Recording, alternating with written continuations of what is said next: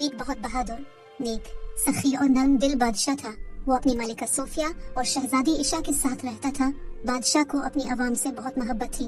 वो हमेशा सबके साथ इंसाफ करता, खुद बाजार जाता और तमाम अशिया की कीमतें खुद मालूम करता, ताकि अंदाजा हो सके कि कोई दुकानदार किसी चीज को महंगे दाम तो नहीं बेच रहा। इसके इलाके के लोग ईमानदार थे और खुशहाल जिंदगी गुजार रहे थे, क्योंकि बादशाह अपनी आवाम का बहुत ख्याल रखता था। इसलिए आवाम भी अपने बादशाह से बहुत प्यार करती थी। जहाँ बादशाह बहुत रहम दिल और सखी था, वही वो बेईमान और धोखेबाज लोगों के साथ बहुत सख्ती से पेश आता था और उनको सख्त से सख्त सजा देता। यही वजह थी कि लोग इसके कहर से बहुत डरते थे और कोई भी बेईमानी करने का नहीं सोचता था। बादशाह अक्सर औकात अपनी मलिका सोफिया और शहजादी ईशा के साथ तफरी के लिए निकलता तो लोगों के लिए अपने खजाने लौटाते जाता, जिससे गरीब लोगों की मुश्किलात दूर हो जाती थी। हर महीने बादशाह अपने महल में दरबार लगाता, जिसमें दूर दराज से लोग आते और अपनी मुश्किलात और शिकायत बादशाह को बताते, जिस पर वो उनकी मुश्किलात को हल करता और उनके सवालात का भी हल निकालता। बादशाह की सखावत के चर्चे पूरी दुनिया में मशहूर थे। पास के गांव में बशीर नाम का एक कमियार रहता था, जो कि बहुत गरीब इंसान था और उसके पास खाना खाने के भी पैसे नहीं थे।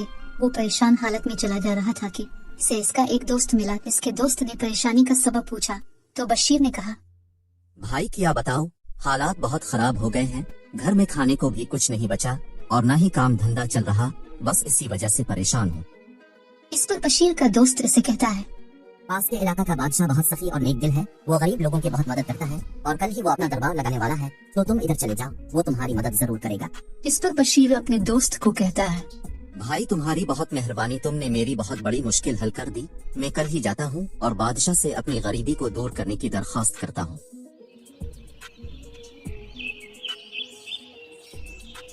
अगले दिन सुबह सुबह ही बशीर इस बादशाह की रियासत तरफ चल दिया।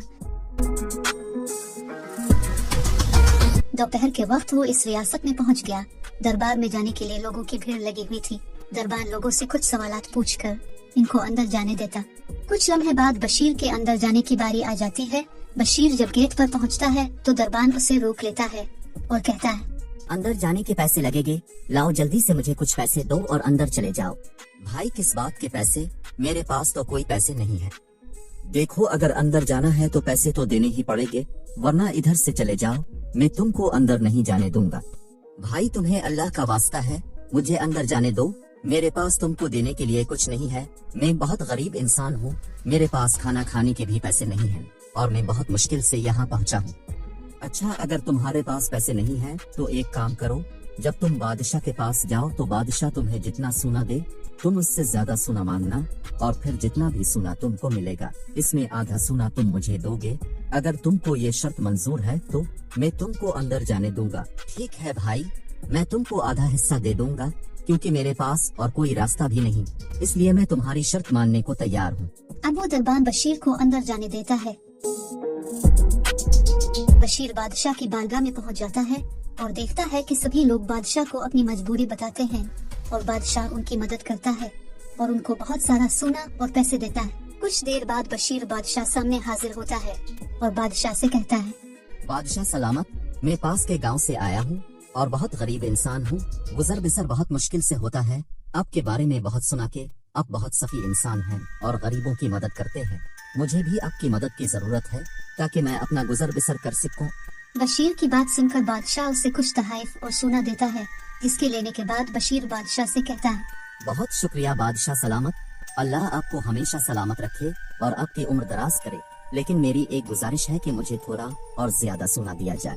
इस पर बादशाह बशीर से कहता है, लालची आदमी, हमने तुमको इतने ज्यादा इनामात और सोना दिया, फिर भी तुम्हें मजीद सोने की लालच क्यों है? ये सब तुम्हारे लिए कम है क्या? इस पर बशीर बादशाह से कहता है, बादशाह सलामत, जान की ईमान पाओ तो एक बात कहना चाहता हूँ।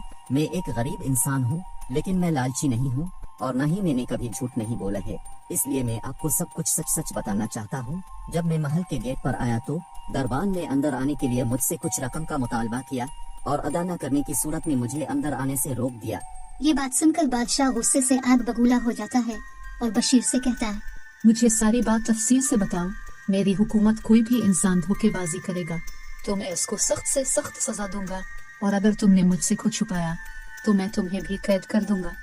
बादशाह सलामत, मेरे पास दरबान को देने के लिए पैसे नहीं थे, तो फिर दरबान ने मुझे कहा कि बादशाह से ज्यादा सोने की गुजारिश करना, और जब तुम्हें सोना मिल जाए तो इसमें से आधा हिस्सा मेरा होगा। मेरे पास पैसे नहीं थे, इसलिए मुझे इसकी ये बात माननी पड़ी। इसके अलावा मैं क्या कर सकता था? मेरे पास कोई और रास्ता नहीं था। इस दरबान को फौरन मेरे सामने पेश किया जाए। दरबान को पकड़कर बादशाह के सामने पेश किया गया तो बादशाह ने इससे कहा, ये आदमी तुम्हारी बहुत तारीफें कर रहा है कि तुम अपनी जिम्मेदारी बहुत अच्छे तरीके से निभा रहे हो, और ये आदमी कह रहा है कि इसको मिलने वाले इनाम का आधा हिस्सा तुम्हें दिया जाए, लेकिन मैं इतना खुश हूँ कि मैं तुमको इसका पूरा हिस्सा दूंगा। ये सुनकर दरबान बहुत खुश हो जाता है और बादशाह का शुक्रिया अदा करता है, जिस पर बादशाह कहता है, क्या तुम जानना नहीं चाहोगे कि मैंने इस आदमी को क्या इनाम दिया है? मैंने इस आदमी को 50 कूड़े मारने का हुक्म दिया है, और अब ये कूड़े तुमको मारे जाएंगे। इस पर दरबान को अपनी गलती का एहसास हो जाता है और वो रो रो कर बादशाह से माफी मांगता है, लेकिन बादशाह उसे माफ नहीं करता और कहता है, अगर आज तुमको सजा न दी तो बाकी लोग भी ये काम करेंगे, इसलिए तुमको इसकी सजा जरूर मिलेगी, ताकि आइंदे कभी भी कोई ऐसी हरकत करने की जरूरत न करे।